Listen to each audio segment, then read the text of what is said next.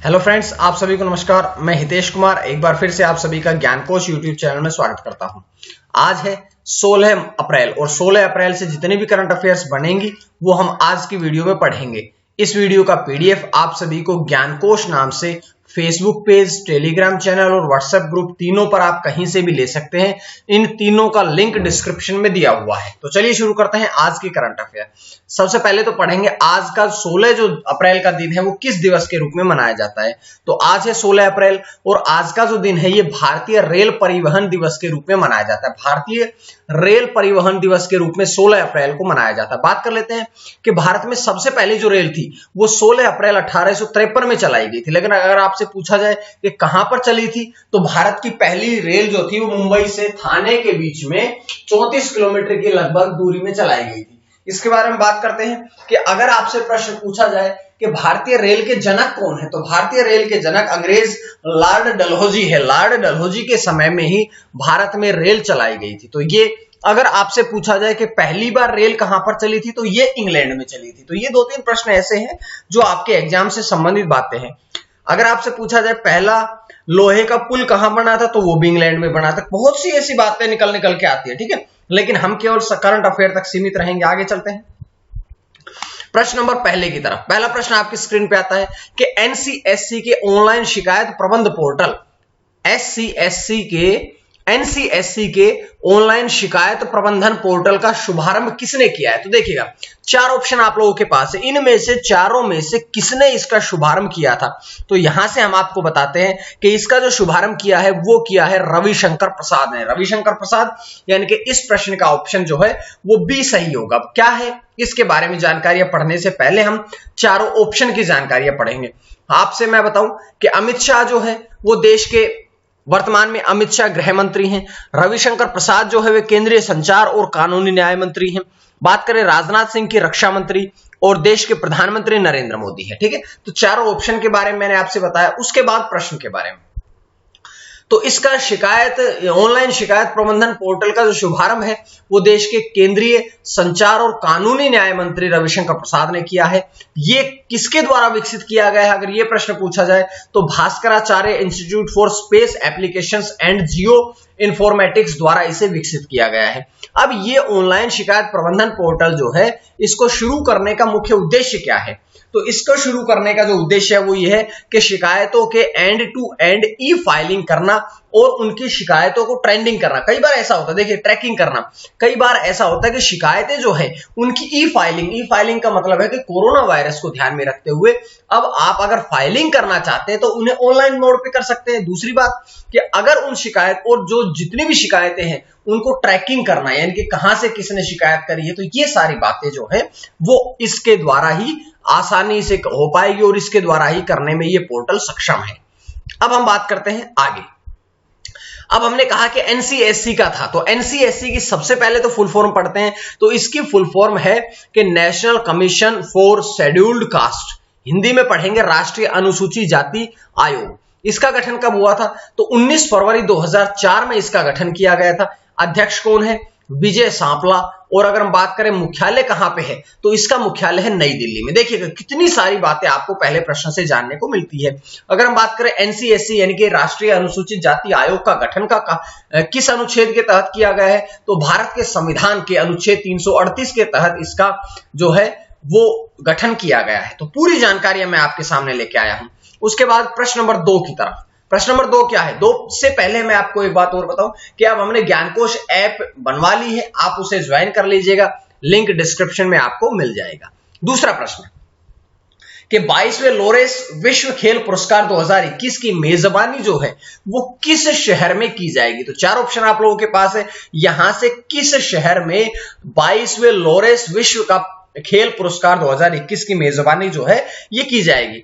तो यहां से देखिएगा, यहां से ऑप्शन 4 में लिखा है सविल जो है यहां पर इसका जो कि स्पेन का एक शहर है यहां पर इसकी मेजबानी करी जाएगी। बात करते हैं पहले चार ऑप्शन के बारे में।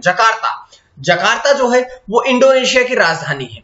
तेहरान ईरान की राजधानी है। डबलिन आयरलैंड की राजधानी है। तो देखिएगा 3 प्रश्न तो आपके यहीं से तैयार हो गए। ये 3 राजधानियां आपको मैंने यहीं से बता दी है। उसके बाद में सविल शहर की अगर हम बात करें तो सविल शहर जो है ये स्पेन देश का शहर है। अब हम बात करते हैं इस प्रश्न के बारे में कि देखिएगा, लोरेस विश्व खेल पुरस्कार के बारे में बात करते हैं कि इन पुरस्कारों की जो स्थापना है 1999 में करी गई थी। और अगर बात करें कि ये पुरस्कार किसके द्वारा दिया जाता है, तो ये Lowry sports for good foundation द्वारा ये पुरस्कार दिया जाता है। पहली बार इसका आयोजन, देखिएगा स्थापना 1999 में हुई थी, लेकिन पहली बार इसका आयोजन जो है वो 25 मई सन 2000 में किया गया था। तो पूरी जानकारियां इस प्रश्न से आपके सामने। अब अगला प्रश्न क्या है कि ICC player of the month March award किसे दिया गया। देखिएगा, हर महीने अब आईसीसी जो है वो प्लेयर ऑफ मंथ घोषित करती है, और पिछले मैंने आपको जनवरी में भी बताया था, फरवरी में भी बताया, और अब मार्च में भी मैं आपको बता रहा हूं। तो देखिएगा, अब मार्च महीने का ढूंढना है हमने, ना कि जनवरी और फरवरी के। तो अगर हम बात करें मार्च की, तो मार्च का जो अवार्ड दिया गया है वो दिया गया है भुवनेश्वर कुमार को, यानी कि इस प्रश्न का जो ऑप्शन ए है वो सही रहेगा। अब बात करते हैं इसके बारे में। ऋषभ पंत को जनवरी का दिया गया था, रविचंद्रन अश्विन को फरवरी का दिया गया, और विराट कोहली जो है वो भारत देश के क्रिकेट के कैप्टन है। तो चारों ऑप्शन के बारे में जानकारियां मिली, लेकिन उसके बाद में देखिएगा, इसके बारे में आगे बढ़ते हैं। आगे ये बढ़ना है कि मार्च में इंग्लैंड का जो खिलाफ अपने शानदार प्रदर्शन के कारण उन्हें यह अवार्ड दिया गया। इस पुरस्कार को जीतने वाले वे तीसरे भारतीय खिलाड़ी बने। तो इस प्रकार से पूरी जानकारियां मैंने आपको यहां से दी है। अब इसके आगे हम बढ़ते हैं। तो इसके आगे बात करें तो ये जनवरी, फरवरी, मार्च तीनों महीनों के पता लगे। अब हम आईसीसी ने अवार्ड दिए हैं, तो आईसीसी के बारे में भी थोड़ी बातें पढ़ते हैं। अगर हम आईसीसी की बात करें तो आईसीसी की सबसे पहले फुल फॉर्म पढ़ेंगे। आईसीसी की फुल फॉर्म क्या है? International cricket council. International cricket council जो है वो आईसीसी की फुल फॉर्म है। बात करते हैं कि स्थापना कब हुई थी, तो आईसीसी की स्थापना 15 जून 1909 में करी गई थी। मुख्यालय कहां पे है? दुबई में है, दुबई संयुक्त अरब अमीरात में। और इसके वर्तमान में अध्यक्ष कौन है? ग्रेग बार्कले, ये इसके अध्यक्ष का नाम है। तो पूरी जानकारियां इस प्रश्न से आपके सामने थी। उसके बाद अगला प्रश्न नंबर 4 आपकी स्क्रीन पे आता है कि आईएएफ कमांडर सम्मेलन 2021 का उद्घाटन किसने किया है। देखिएगा, 4 प्रश्न बड़े इंपॉर्टेंट ऑप्शन है, चारों के चारों बड़े इंपॉर्टेंट ऑप्शन है। यहां से देखिएगा कि राजनाथ सिंह, ऑप्शन डी, राजनाथ सिंह जो कि हमारे देश के रक्षा मंत्री भी हैं, राजनाथ सिंह के द्वारा इसके कमांडर सम्मेलन 2021 का उद्घाटन किया गया है।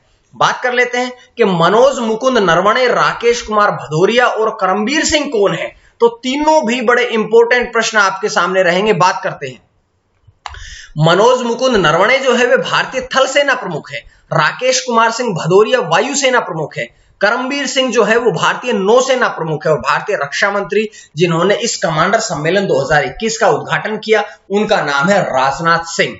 तो इस प्रकार से आपने प्रश्न को तैयार करना है कि 4 ऑप्शन हो लेकिन वहां से भी कोई प्रश्न ना छूटे, ऐसे आपने प्रश्नों को तैयार करना है। बात कर लेते हैं कि कहां पर इसका उद्घाटन किया गया। तो इसका उद्घाटन नई दिल्ली में वायुसेना मुख्यालय वायु भवन में किया गया, और यह एक ऐसा सम्मेलन है जो द्विवार्षिक वायु सम्मेलन होता है।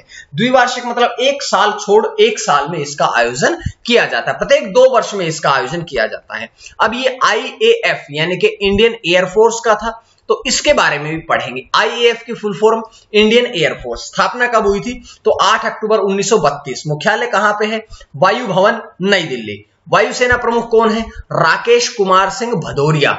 यहां से प्रश्न से पूरी जानकारियां आपको मिली है। उसके बाद 5वां प्रश्न कि नाडा के महानिदेशक कौन बने हैं। नाडा के महानिदेशक कौन बने? देखिएगा, नाडा के जो महानिदेशक बने हैं वे बने हैं अब सिद्धार्थ सिंह लोंगजाम। सिद्धार्थ सिंह लोंगजाम जो है वे अब नाडा के महानिदेशक बने हैं। बात कर लेते हैं इस प्रश्न के बारे में सारी जानकारियां। पहले चारों ऑप्शन में सबसे पहले ऑप्शन में लिखा है विटोल्ड बाका। विटोल्ड बाका जो है वे वाडा के प्रमुख है। ये नाडा के, देखिएगा वाडा वर्ल्ड और नाडा नेशनल दोनों के बारे में आपने जानकारी रखना है। तो वाडा के प्रमुख जो है वो विटोल्ड बाका है। अभी सिद्धार्थ सिंह लोंगजाम जो है वे नाडा के बने हैं। और बात करें नवीन अग्रवाल कौन है, तो नवीन अग्रवाल के स्थान पर अब सिद्धार्थ सिंह लोंगजाम जो है वे इसके नाडा के महानिदेशक बने हैं। बात कर लेते हैं कि प्रफुल्ल पटेल भारतीय फुटबॉल संघ के प्रमुख हैं। तो 4 ऑप्शंस के बारे में हमने जानकारियां पढ़ी है। उसके बाद देखिएगा, अगर हम सिद्धार्थ सिंह के बारे में बात करें तो इससे पहले वे खेल मंत्रालय में संयुक्त सचिव के पद पर कार्यरत थे, जिन्होंने नवीन अग्रवाल का स्थान लिया है। अब नाडा के बारे में भी हम जानकारियां पढ़ते हैं। नाडा की फुल फॉर्म क्या है? NADA national anti doping agency, national anti doping agency, जिसकी स्थापना 24 नवंबर 2005 में करी गई थी। और अगर हम बात करें इसका मुख्यालय कहां पे है, तो इसका मुख्यालय है नई दिल्ली में। तो इस प्रकार से पूरी जानकारियां मैं आपके सामने ले आया हूं। और 5 प्रश्न के बाद हम बढ़ते हैं आज के प्रश्न की तरफ। तो आज का प्रश्न है कि एस्ट्राजेनेका वैक्सीन छोड़ने वाला पहला यूरोपीय संघ देश कौन सा बना है? 4 ऑप्शन आप लोगों के पास है, आपने जो सही जवाब होगा उसका आपने आंसर देना है। देखिएगा, अब हमने एक बात और बताई आपको कि करंट अफेयर की हमारी बुक आ चुकी है, आप लोग इसको भी मार्केट से ले सकते हैं। उसके बाद अगला कल के प्रश्न की तरफ। कल का प्रश्न क्या है कि अबू धाबी के शीर्ष नागरिक पुरस्कार से किसे सम्मानित किया गया? कल मैंने आपसे प्रश्न पूछा था और आप सभी का एकदम सटीक जवाब आया कि M.A. यूसुफ अली, M.A. यूसुफ अली को अब अबू धाबी के शीर्ष नागरिक पुरस्कार से सम्मानित किया गया है। उसके बाद छठा प्रश्न कि भारत का पहला floating LNG storage and regasification unit किस राज्य की बंदरगाह तक पहुंच गया है? तो देखिएगा, यहां से ये जो पहुंचा है, ये पहुंचा है महाराष्ट्र की बंदरगाह पर। लेकिन ये तो ऑप्शन से आपको जानकारी मिल गई कि बी ऑप्शन पे पहुंचा है, महाराष्ट्र में पहुंचा है। लेकिन महाराष्ट्र की किस बंदरगाह पर पहुंचा है? तो देखिएगा, महाराष्ट्र की जयगढ़ टर्मिनल पर। जयगढ़ टर्मिनल कहां पे है? ये रत्नागिरी जिले में पड़ता है। तो महाराष्ट्र के रत्नागिरी जिले के जयगढ़ टर्मिनल पर ये पहुंचा है। बात करते हैं कि ये बंदरगाह जो है, ये महाराष्ट्र का पहला गहरा पानी संचालित निजी बंदरगाह है, जिसका उद्देश्य क्या है? अब इस रिगैसिफिकेशन यूनिट को पहुंचाने का उद्देश्य क्या है? तो इसका मुख्य उद्देश्य है कि पर्यावरण के अनुकूल और कुशल तरीके से प्राकृतिक गैस आयात क्षमता गति को बढ़ाना ही इसका मुख्य उद्देश्य है। इसका कार्य जो है वो 56 किलोमीटर लंबी जयगढ़ दाभोल प्राकृतिक गैस पाइपलाइन को रीगैसिफाइड करना है। तो देखिएगा, पूरी जानकारी आपको यहां से मिलती है। प्रश्न नंबर 7 आपकी स्क्रीन पे। 7 क्या है कि वोल्ट डिज्नी कंपनी के, अच्छा ये प्रश्न थोड़ा सा मिस हो गया आप सभी से, कि वोल्ट डिज्नी कंपनी के अध्यक्ष कौन बने हैं? तो अब इसके अध्यक्ष बने हैं के माधवन। के माधवन यानी कि ऑप्शन सी, के माधवन जो है वे वोल्ट डिज्नी कंपनी के नए अध्यक्ष बने हैं। इसके साथ साथ चारों प्रश्नों से भी जानकारी आपके सामने ही है कि जेफ बेजोस जो है वे अमेज़न के संस्थापक हैं, फ्रांज जोसेल जो है वे BMW के संस्थापक हैं, हेनरी नेस्ले जो है वे नेस्ले के संस्थापक है, और अब वोल्ट डिज्नी कंपनी इंडिया के अध्यक्ष बने हैं के माधवन। तो इस प्रकार से जानकारियां ये मिली। लेकिन अगर हम थोड़ी जानकारी और पढ़ना चाहे तो वे 2019 में के माधवन जो है वे 2019 से स्टार और डिज्नी इंडिया के प्रबंधक के रूप में कार्यरत है। 2009 में वे दक्षिण भारत के प्रमुख के रूप में स्टार इंडिया में शामिल हुए थे। और उन्होंने किनका स्थान लिया है या किन से पद प्राप्त किया है? तो उन्होंने जयशंकर से ये पद प्राप्त किया है। बात करते हैं वोल्ट डिज्नी के बारे में। वोल्ट डिज्नी जो है इसकी स्थापना अगस्त 1993 में करी गई थी, जिसका मुख्यालय कहां पे है? इसका मुख्यालय है इंडिया का मुंबई में। अब अगला प्रश्न कि मानस मोबाइल ऐप किसके द्वारा लॉन्च किया गया है? तो मानस मोबाइल ऐप जो है ये किसके द्वारा लॉन्च किया गया? 4 ऑप्शन आप लोगों के पास है, यहां से किसके द्वारा ये लॉन्च किया गया है? तो के विजय राघवन यानी कि ऑप्शन ए के द्वारा इसे लॉन्च किया गया है। बात करते हैं प्रोफेसर के विजय राघवन की, तो वे सरकार के प्रमुख वैज्ञानिक सलाहकार है। और अगर हम बात करें मानस की, तो मानस की फुल फॉर्म होती है मेंटल हेल्थ एंड नॉर्मसी और ऑगमेंटेशन सिस्टम। तो ये पूरी जानकारी यहां से मिली। प्रश्न नंबर 9 आपके सामने कि शिकारा रैली का आयोजन किस मंत्रालय द्वारा किया गया है? तो शिकारा जो रैली है इसका आयोजन किस मंत्रालय के द्वारा किया गया है? तो इसका जो आयोजन है ये पर्यटन निदेशालय के द्वारा किया गया है। तो यहां से ऑप्शन सी आपका सही रहेगा। लेकिन 4 ऑप्शन के बारे में थोड़ी जानकारियां तो हमने प्राप्त करनी है। जैसे ज्यादा नहीं बल्कि इतना सा पढ़ेंगे कि रक्षा मंत्रालय के मंत्री कौन है? राजनाथ सिंह। वित्त मंत्री कौन है? निर्मला सीतारमण।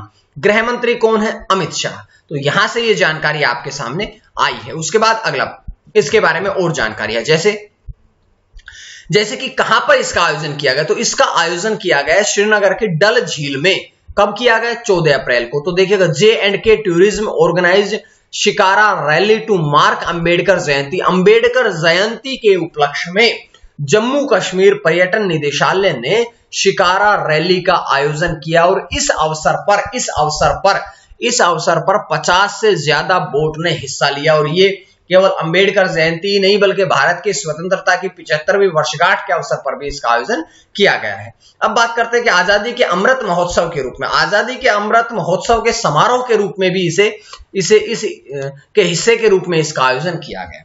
उसके बाद आखिरी प्रश्न नंबर 10 आपकी स्क्रीन पर, कि चंद्रमा पर राशिद नामक मानव रहित रोवर को चंद्रमा पर ले जाने की घोषणा किस देश के द्वारा करी गई है? तो ये किस देश के द्वारा करी गई है?